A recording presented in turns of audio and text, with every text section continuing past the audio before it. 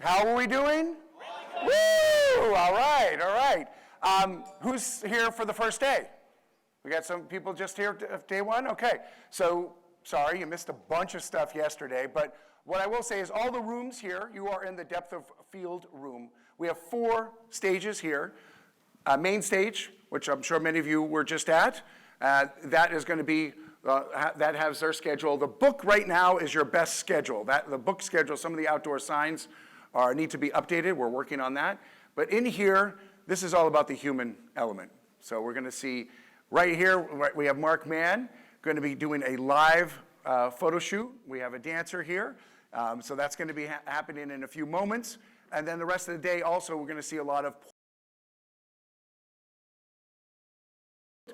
Right next door, we've got in the optic room over here, we've got wildlife, nature, landscape, those sort of talks going on. And then to my stage left over there is the creative production room. That's going to be a video, anything from iPhone, video, and how you do, get your work done and produced there, as well as getting onto YouTube and all those workflows there as well. So that's where we have all the education. We also have portfolio reviews. Right down the take a right, and then at the next hallway, you'll see the right. That's also on your way to the bathrooms. And then downstairs is the expo hall. So you want to check that out as well. A ton to experience, including camera museum, Canon camera cleaning, our partners in the hallway, a ton of stuff to do. But remember that all these rooms are being recorded, okay? If you're on the, you registered, you're on our email list for anything that is going to be happening, and we'll be updating our website, our YouTube channel with all of these recordings as well. So don't stress if you see things that you want to do multiple times. Go to the ones you want to experience here. And there's a ton of networking to be done here as well. So we have a lot of lounges and areas for you to mix and mingle with each other as well as speakers as well, indeed. I'm really excited about this. My name's Gabriel Biederman. I'm your MC for this room, for the Depth of Field room today, and I'm incredibly excited for this morning's session. I worked with a lot of our speakers here to kind of curate this experience that you're going to have. And when I was introduced to Mark Mann, who if you're not familiar with his work, he is a modern icon in the industry, folks. When you're going to see some of his images here, and you can see a couple of them on the screen right there. You've seen them. They're in the major publications. He's taking pictures of the celebrities and just amazing, amazing work. When we met, we hit it off. We also have quite a fondness for the history of photography. We respect the people that came before us and inspired by the people that came before us, as well as all of the gear that goes around it. But it's really been a pleasure to get to know him. And when he immediately pitched the idea, I want to do a live shoot. I want to give that experience back to you, because we want to see what goes on between the amazing creators. We want to see what their process is, right? We all have our own process, but to get these little nuggets to see how other people and other people we admire and look at, how they work through the process, how they interact with their subject, that's gold. So without further ado, Mark Mann. And I also want to say this is sponsored by Dell. We're going to see a lot of fun gear here. Dell is going to be, we're streaming into the tethering here on the live shoot. We've also got Matthews grip gear and Nanlite up here for the lighting, and some Leica. And some Leica as well. So and Sigma. And Teletools. It's all the tools. Mark, also studio here in New York City. How long have you been based in New York City? I've been here 28 years. So I'm almost a New Yorker. Yeah. I think when I hit the 30 mark, that's we'll get him working on that accent, but I do like that accent. That's the best thing about New Yorkers. It's full of all different accents, right? I don't have an accent. I'm from New York. All right. I'll let you take it away. Thank you so much, Mark. Thank you all for coming in. Gabe is one of my favorite people in the industry. And I got a lot of favorite people in the industry. And super quick, I want to do a massive thank you to B&H for making this happen, right? Because it's so unusual to be able to see so many people that you've known in the industry, if you've been in it for a minute, all at once. And that kind of brings me to a little bit about what I want to talk about and show you today. I've been a photographer for a long time. I've constantly made images of kind of famous people is what I'm known for. So this is Jacob. Anything that goes wrong today? Anything. And the idea of a live shoot was not mine, it was Jacob's. Just saying. I happily stood up here and talked. I'm known for doing celebrity portraiture. So this is Bill Murray. And, you know, so much of what you get from being a photographer, what I get, is like the images are the images. Sometimes they're good, sometimes they're not good, sometimes they're terrible. This one actually I quite like. But spending a few minutes with Bill Murray in my life is worth it.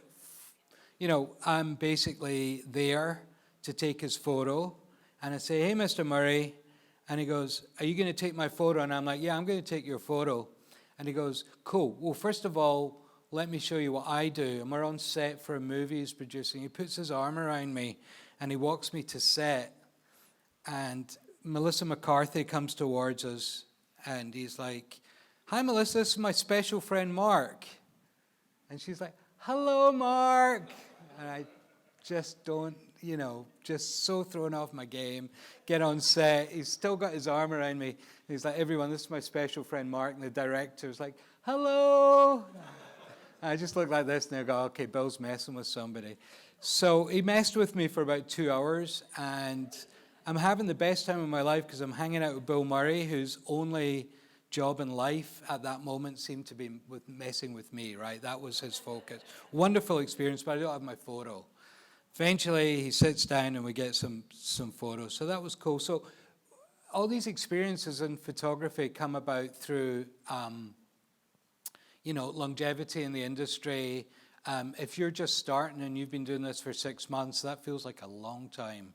I'm 30 years in, that feels like a long time. So you start to build relationships with the gear you work with, the people you work with, the people that make the gear. And I want to talk a little bit about that today and how even if you make a very big switch in your journey and you decide that you want to do something different, a lot of the people that were there to support you and that you were supported them will come along with you. So a couple of people I want to talk about is Dell. I've had a relationship with them for about 10 years. They're an incredibly great partner, and I'd like to thank them. I'm going to use a Leica camera today. I'm so happy to have a lovely relationship with Leica. I'm working with a new lighting company called Nanlite, and it's a brand new relationship, and I'm super excited about it. Now, what I'm going to live demo today, I did with daylight before, and I'm kind of faking some daylight with these Nanlights, and hopefully it will work nicely.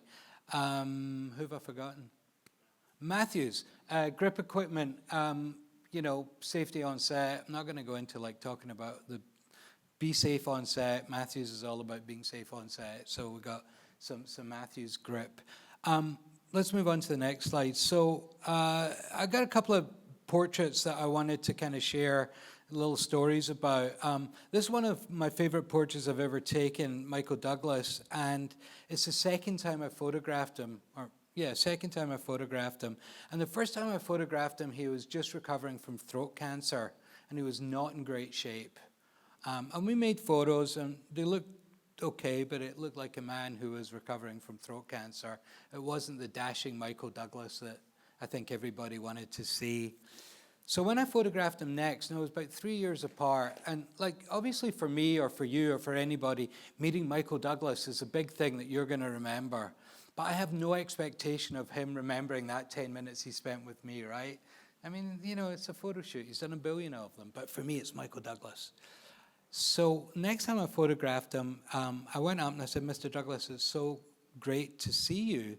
And he goes, "Oh, yeah, we did that photo shoot." And I was so pleased he'd actually remembered me. And he sat down and he looked into the camera.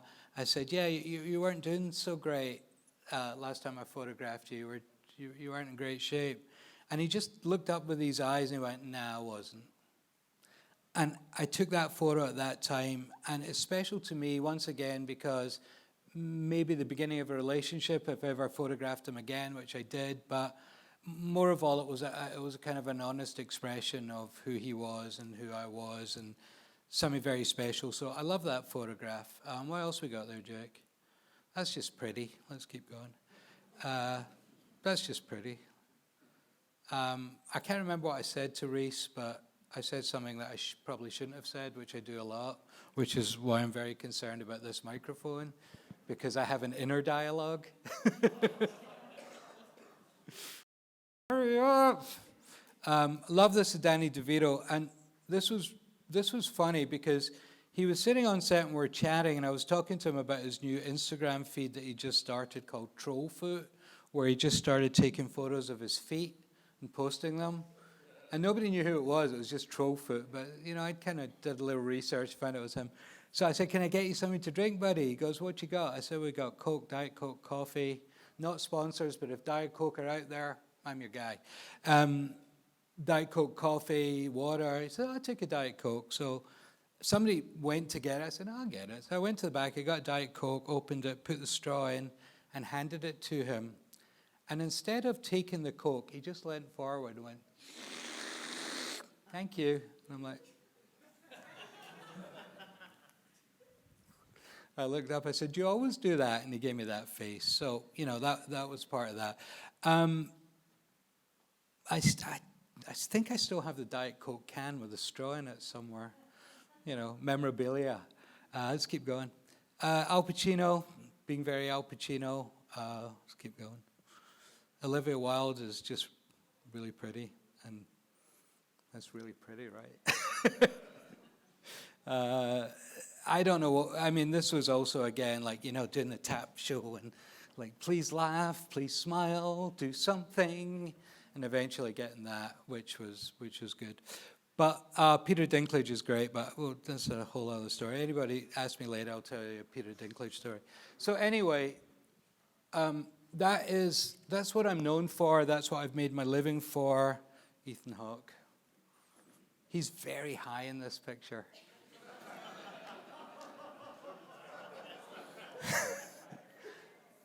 And I know that for a fact. All right, we're done with this. So anyway, this is what I do. This is what I'm known for. This is what I love. Pandemic hits, and nobody really wants a photographer up in their face with a camera on, right? So like, what am I going to do with my life right now? I tried to be a landscape photographer. I went out there, drove at least 36 minutes from my house. I looked at the landscape, and the light was I drove home. So that was it, right? Tried to do these crazy, beautiful little still lifes of things lying around the kitchen. Crap. I mean, honestly, it's like my kid did it. The next day did it better than me. I have a drone. I'm going to be an aerial photographer. Like one day, I was like, what is this? So I was really, really struggling for what I did. And I realized what I was missing in life was a communication with other people that's part of the photo, whether it's talking to Aaron Paul, talking to a stylist, talking to a publicist, trying to get them off the wall. It's okay, I've done this before, it's going to be fine. But I miss that team thing, right? I miss my players, I miss my contributor, the people that work with me. I'm very much genuinely a team player. I don't do very well by myself. That's why we have Jacob. There he is. My sister-in-law is a choreographer. I'm trying to go fast here. My sister-in-law is a choreographer, and she said, my dancers are feeling the same thing. There's another folder there, Jake, in that folder called Dance. Go back one. Can you open up one of the fun ones? Marla. Just press the space bar. There you go. My sister-in-law is a choreographer, and she said, why don't you photograph some of my dancers? They're all feeling the same as you. They're sitting at home. They're doing Zoom. You've got that big, beautiful space that you can use right now. I was like, but they move. She's like, yeah. Well, I don't know how to photograph something that moves. But wait, it's daylight? nah, I can't work with daylight, man, because that changes. I don't know, daylight changes. You know, no, I don't want to do that. She said, just do it. So, okay, so we started, and I'm not trying to sell this book, honestly. I'm just showing it because it's proof of what I'm talking about. I ended up doing a book of over 140 dancers, which was published by Rizzoli in March, May. Oh, it's called Movement at the Still. No, please don't. It's not a point. Movement at the Still Point. But it's. Jake, can you show a few of these photos? So we photographed everybody. This gentleman sadly passed away. His name is Gus Solomon, and he was, in his day, one of the most beautiful dancers. He danced with Alvin Ailey, he danced with Gibney, he danced with Martha Graham, Mark Morris. So everybody from people like Gus to this young man who basically is disabled. He lost his leg, decided to be a tap dancer. He is phenomenal. On to people like Misty Copeland. Oh, Cheetah Rivera did our book.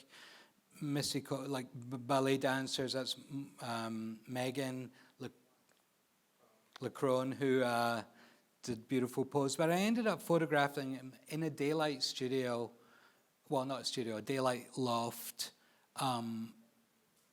with not a lot of light, really. So I'm shooting at like 1600 ISO, which I've never done. I'm like 50 ISO or bust. I'm shooting people that are moving. And I also shot it with a medium format Leica camera, which the autofocus is like,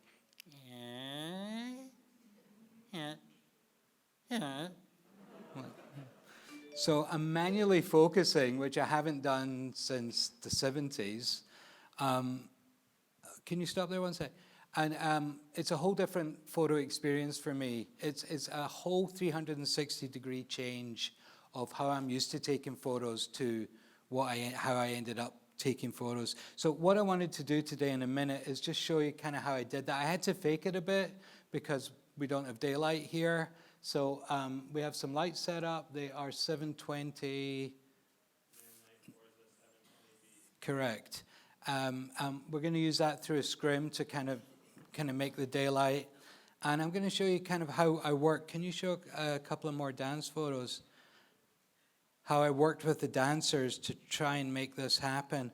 And something I've got to say right away before I go any further, hold it there a sec, is usually when I'm taking a portrait, as kind of anybody that knows, I'm the dog and clown show. I'm making jokes, I'm dancing, I'm sweating, I'm performing, just to try and get like some kind of something from my subject. Here, they're performers. They're performing. So I'm quiet, which I've never done in photography before. I'm just like, when our first dancer came in, this is a true story, first dancer came in and she said, what do you want to do? And I said, I don't know, what do you want to do? She said, well, I'm just going to dance a bit. And I go back with my camera and she starts moving and I put my camera down because it's so beautiful what's happening in front of me that I actually forgot to take photos. And she goes, how is it? I'm like, it's good, keep going. So this genuinely kind of happened, and then all of a sudden I would start to literally and proverbially focus on what I was doing.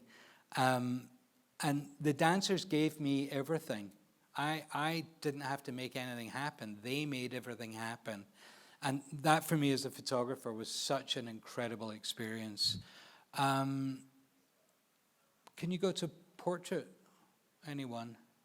All right, so I couldn't kind of let this opportunity of photographing these people pass without doing a portrait as well. So what we did is that as soon as they danced, they sat down and I made some portraits. And it was super interesting for me to use daylight for a portrait, be in no control. The chair would be in a different place. I'm so used to not having to think about controlling my camera because it's set and it's done. And, you know, I turn the light up half a stop, you know, and somebody or me, I would turn the light up.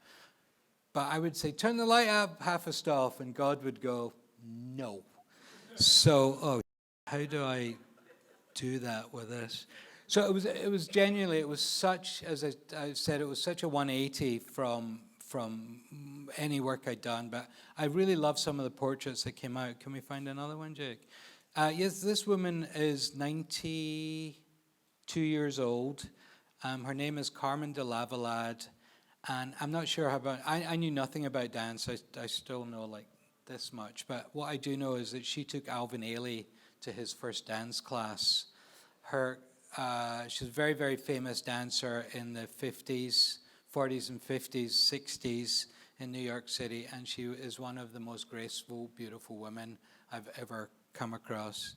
Her cousin, Janet, no way we're going to remember this name. Fail. See? Her cousin Janet was one of the first principal dancers ever to dance in New York City. And at that time when they went on tour, she was staying at Black principal dancers, of course. And when they went on tour, she would have to stay in different hotels. I mean, it's just nuts. She'd be principal on stage in different hotel at night, different restaurants. Just crazy, the history. So throughout the book, we have so much history of dance. We photographed hip-hop dancers, ballet dancers, jazz dancers, modern dancers, disabled dancers, Spanish to contemporary dancers, Broadway dancers. This is Shoba, and she has just finished being Princess Jasmine on Broadway. So that's what made the book. I can't remember who that is, but I was very grateful that she made that move 3 times before I caught it. Oh, and here's the other thing, right? You know, it's like your timing. I don't really have a sense of timing for making things that move happen. And when I started this project, I would miss what they call the pinnacle, right? There's this pinnacle thing that happens that everybody goes, there's the pinnacle of the move, and I would miss it completely. I'd be like 3 shots behind, 3 shots after. And what started to happen is people would like these off moments and go, wow, you really caught me in a way. You just caught me after I started to come down. And I'm like, yeah, I really meant that. Yeah. See how I got you going up there? I missed the point where you did the thing, but I got you going up. But people started to really appreciate it, especially people in the dance world that were like, oh, this is a little bit different. And what really also helped with this project is that I had a big tethering screen, not quite as big as that. And while I was shooting, they'd walk over to the computer, big Dell monitor, and they'd be able to say, oh, I like that. I like what I'm doing there. I like what I'm doing there. And it was very, very collaborative. And big thank you to Dell for that monitor, because that really helped people. It was less of a leap of faith. So any questions so far? Hi. I just wondered why you have the area outside the screen. It was very, very conscious. This is the actual backdrop I used. It has some history, but I wanted everything to feel very raw. And I felt by leaving some of the industrial stuff around the photo, the industrial windows. Can you go to another one, Jakey? You know, the piping on that one. I felt that gave an authenticity to and a grounding to where I was, that they were all taken in the same place. That's what I'd like you to believe. In honesty, half the time they'd be over here, and I couldn't afford a wider backdrop. No, it was, but genuinely a combination of both. I definitely did want it to have this industrial feel, that it didn't all feel closed in and perfect. That, you know, is there anywhere they're off the canvas on that slideshow? Nah. But, you know, but sometimes it was a hand off the canvas, and it was such a beautiful shot. I was like, why not? So it was a very conscious decision. you know, if I'd had a 30 by 20 canvas, I might have looked at it a different way, but that wasn't going to happen. Anything else before I move on? Hi. Did you do this shoot black and white in camera, or did you edit black and white? The picture, well, I mean, it's shot in color, obviously. In Capture One, that was presented to the dancers in black and white. So sometimes when I open the raw files, I get, whoa, that's in color. So it was always going to be a black and white project, and it was presented to the dancers in black and white. I knew listen, I was trying to channel some Irving Penn. I mean, that's, in all honesty, I can see Irving going in his grave, but it's my little ode to Irving.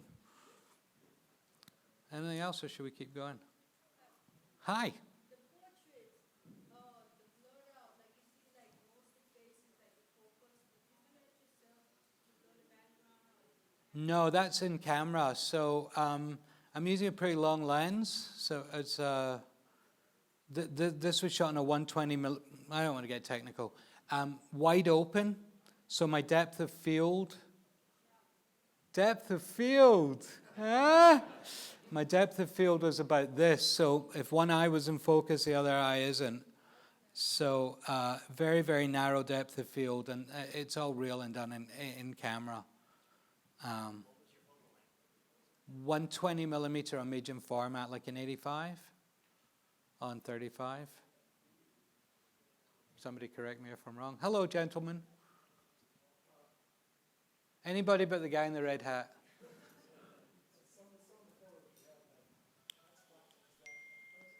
What's that, sir?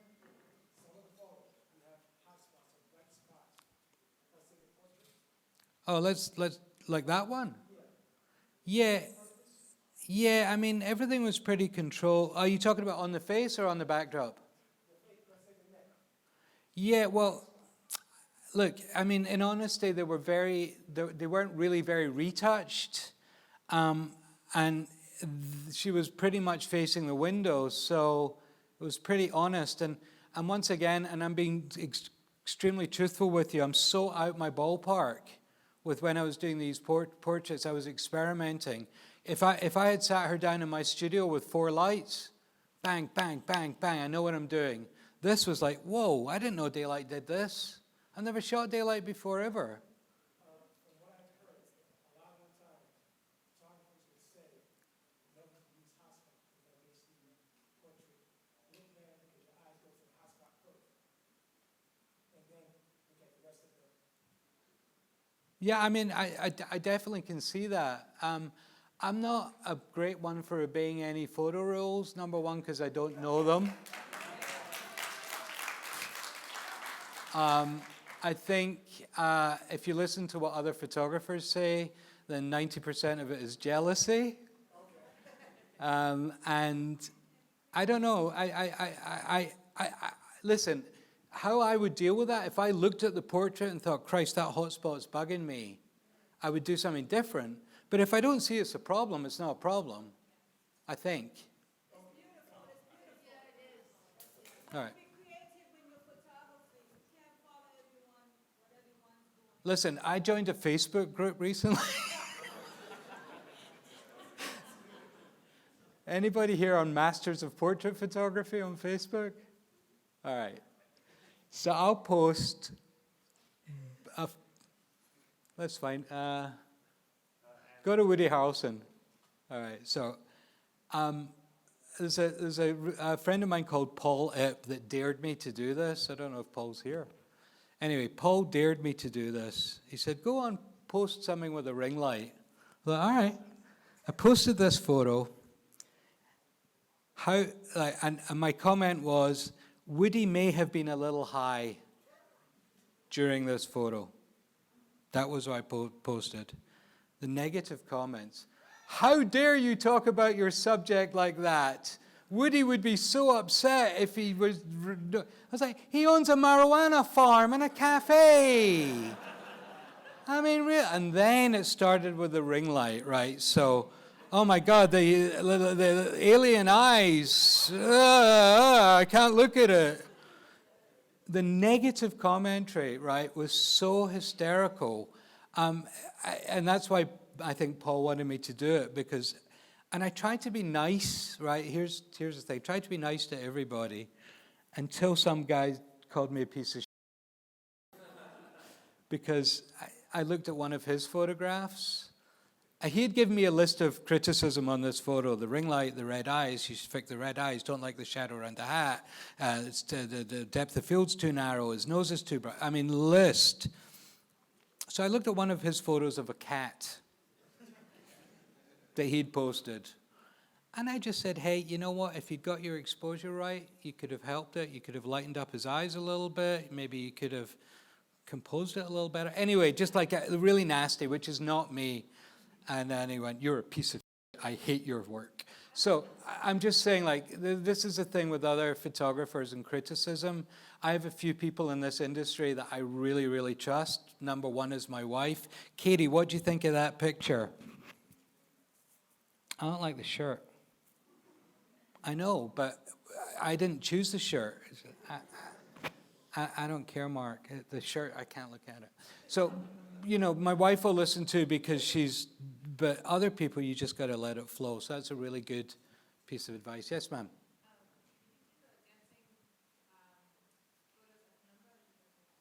Sorry, ma'am? No, we during the pandemic were fortunate enough to have a 144,000 square foot warehouse, which we didn't pay very much money for. Now I say that, but there was no internet, there was no heat, and there was no air conditioning. So we started off in February, and they would be freezing there. I mean, we'd all be sitting shivering. And then we shot from February through August or September. And by August, they're like, sweating in here. So, well, that's nothing. That's true. An industrial air conditioner that I just wheeled out in from a closet somewhere and just had like a hose blowing on them. Didn't work very well. So, phenomenal space. Phenomenal space. We made a little movie there. I did the dance book there. Jacob and I shared a very small office with 2 portable heaters there for a long time. So I was very fortunate. That is now being knocked down, unfortunately. But anyway, so we should take some photos. All right, so let me introduce you to Lamont.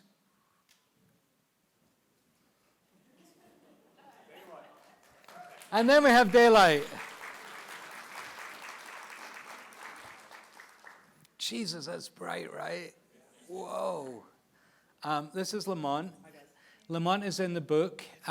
He is a hip-hop dancer. He is going to be, he's injured, so he's not going to go crazy for us. But I kind of wanted to show you how we made the photos in the book. I'm using some different stuff today, definitely using my Dell computer. I'm using a Leica camera, but a different Leica camera. I photographed this on a medium format, Leica S, but I didn't think I could get the distances right, so I'm using an SL with a beautiful Sigma 85 lens. The lights are 4 nan lights. 4 nan lights. The grip is all Matthews. Lamont was made by his mom and dad. They did a good job. What's your color temperature? 5600. I don't know. 5600. Why is it 50? No, why I don't care is because I'm converting to black and white. So, yeah, I mean, this is going to be black and white shoot. The book's black, so that's why I didn't care. Or else I would have set it at 5600, right? Yes, of course. I'm not deeply technical. I found that trying to be technical gets in the way of being creative. I know enough to be dangerous, but not enough to actually do anything.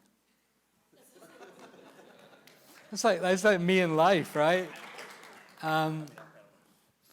So let's switch over to Capture One. Here's one I did earlier. So listen, in all honesty, guys, I have set this up. If anybody wants any technical information, I can tell you. But what I can tell you to start with is that I'm shooting at 2.8, so I'm wide open. 0.02 of a second because I'm trying to freeze motion. And I'm shooting at 1600 ISO. Color temperature 5600, converted to black and white. The other thing is I'm shooting, actually, I've lowered I can't really see it, but these monitors are so much brighter than my screen, which is calibrated. So I've pulled it down a stop or so, but it still looks very different than the screen. Cool, so how we did this for the book, have you got your music? All right, so the first thing I would say is, do you guys want any music? And some people would say, they go, I dance in silence. Cool. And some people would say, yeah. So I'd ask what music they want, and then they would say, what do you want me to do? And then generally, I would just kind of start to watch. Feel free to take photos, guys. You should be fine. And I'd look for something that I thought was interesting, and I'd take a photo which didn't come out. Oh, there it is. And I'd been kind of just started to just look for shapes.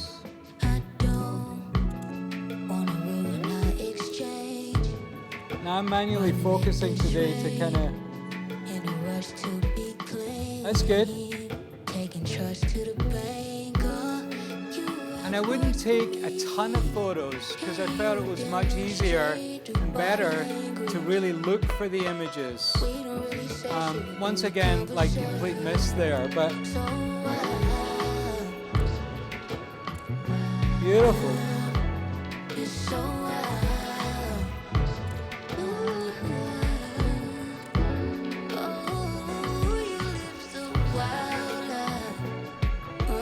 Come on. Remember that this is your friend. Okay, so try and get me coming in there or go directly away from it. So the window was always on the right side. So I'd always say, look, the window is your friend. Beautiful.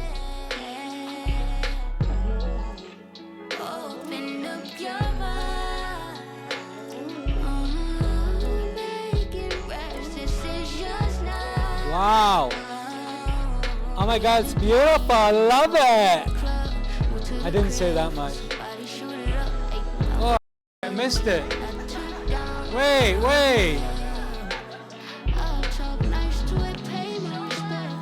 So these ballerinas would do something amazing and I'm sitting talking to them. Oh, wait, hang on. Are you going to do that again or not? Are you going to hurt yourself? All right, so let me see what you're doing so I can. I love it. Will you start a little further that way? Okay, hang on. Wait. All right, I'm ready. So I would kind of pre-focus and still miss it as I did there. But this is how it went for 10 or 15 minutes. You want to do a couple more? Don't hurt yourself. All right, I'm ready. Nice. Can you do it the other way? Yeah. All right, hang on. I have to pre-focus. Okay, I've pre-focused. Oh, I totally missed it. But I did get that, which is cool. So this happens a lot with me. Oh yeah. Ooh.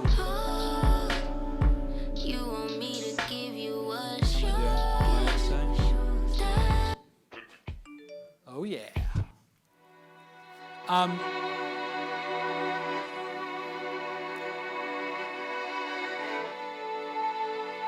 Here we go.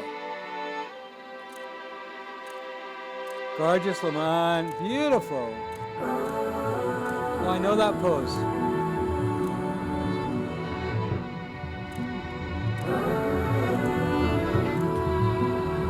Nobody knows me like my nigga.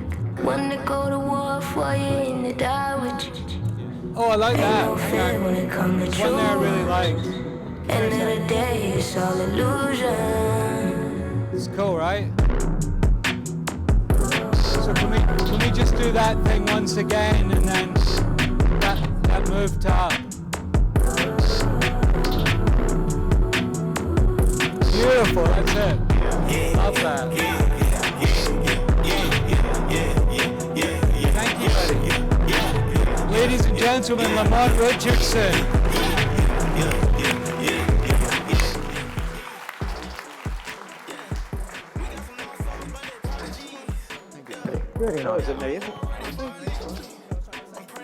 So, without being funny, that's how easy it was to do the book, right? Because it was the first time I've photographed every actor, celebrity, president, some that there is, and I've had to work so hard for every one of these portraits.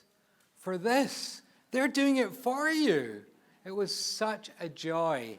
So that's what I was talking about, like a 180, career thing where, you grab what's in front of you, you make changes, you tried something different, and I learned more about photography in the 9 months that I was doing that book. I would go back up on the stage, but I don't think I can get there, actually. Here we go. See? Look at that. So I learned more about photography in the 9 months that I did that book than I've done in 2 decades. So that's pretty much all I have to say. I think, do we have a minute for questions, or are we out? Okay, so, all right, so anybody got any questions that you'd like to ask Jacob? Hi. Hi, can I get my portrait taken? Is that a thing? Is that possible? Oh, all right. Can I get my portrait taken? Is that possible? You got If not, it's Venmo? okay. Yes, Zelle, Venmo, PayPal, all the, not Cash App. I don't trust Cash App. I'm not going to do that right now, but if you really want a picture by me, we'll work something out. Is that fair? Yeah. I feel bad because I would just do it, but I think I might get a line and whatever. But we will definitely work it out. Hi.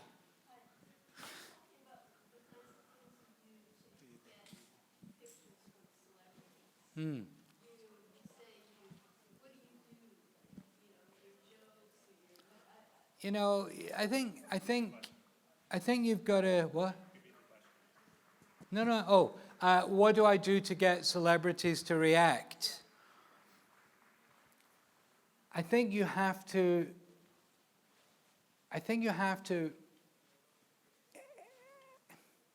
I'm going to take it down a level, right? Here's how I practice. I practice being a portrait photographer more without a camera in my hand than I do with a camera in my hand. So I'm going to go into the grocery store beside my house, and there's a lovely woman called Kim that works in the grocery store. She does not speak a word of English. I mean, genuinely a word. I do not speak a word of Chinese. We are good friends because I make an effort when I go in to talk to her, to make her smile, to see what reaction I get. If I go in and pay for gas at the gas station, my thing is to make that guy react to me positively, hopefully. So that's when I practice. So when it comes to a celebrity or anybody, it's the same thing. It's like, what do we have in common? I'm on your level right now. We're both here. I want to take your photo. I want to take your photo. You're going to give me your photo. How can we make this transaction as pleasant as possible for both of us?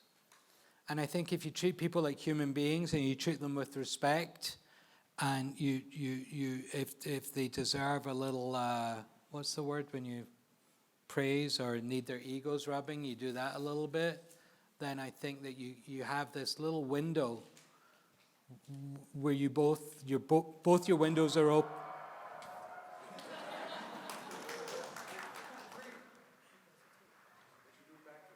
What? 1, 2, 3.